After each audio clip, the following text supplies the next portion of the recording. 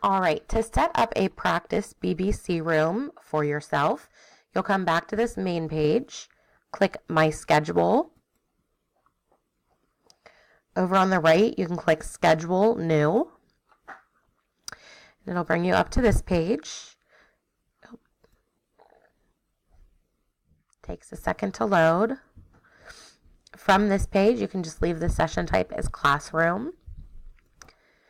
Click Continue. You can name it whatever you want. I usually just name Practice 1 some kind of nonsense something. For subject in this practice room, you can also just kind of select whatever and then click Continue.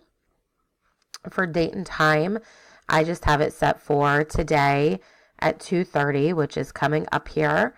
And then you can leave these options alone for now also. Click Continue. You don't need to add any participants at this point because you don't want anybody else in there, just yourself to play around.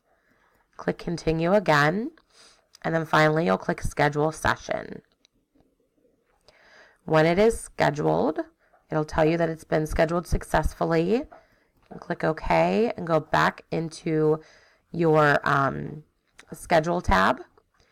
You will have to refresh your screen for it to show up.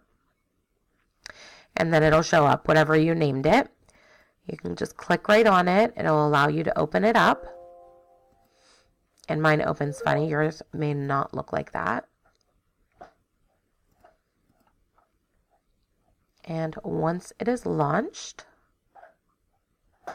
which takes just a second,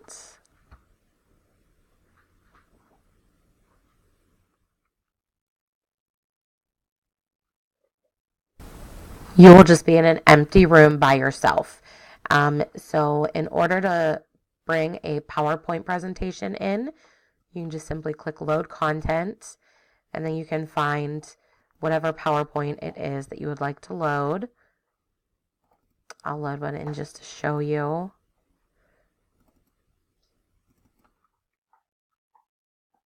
Oh, and if you have PowerPoint open, it won't let you load a slide.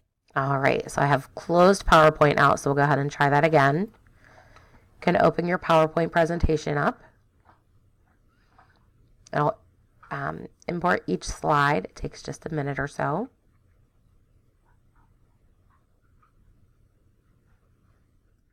And then you'll see your slides. They will all be in the classroom for you. There are different tools up here that you probably learned about in your trainings that you can play around with. One of the big ones is application sharing, this one in the middle. If you click on that, it'll give you the options of what you want to share. If you share your entire desktop, whoever is watching with you can see everything on your desktop. So I kind of shy away from that one, but encourage the students to use that one if I have them share with me so I can kind of see what's going on. If you want to share your Google Chrome, you can click that and click share. And then whatever is within the yellow box, which you guys may or may not be able to see in the recording, is what can be seen in the Blackboard session. So hopefully that helps. If you guys have any questions, please let me know.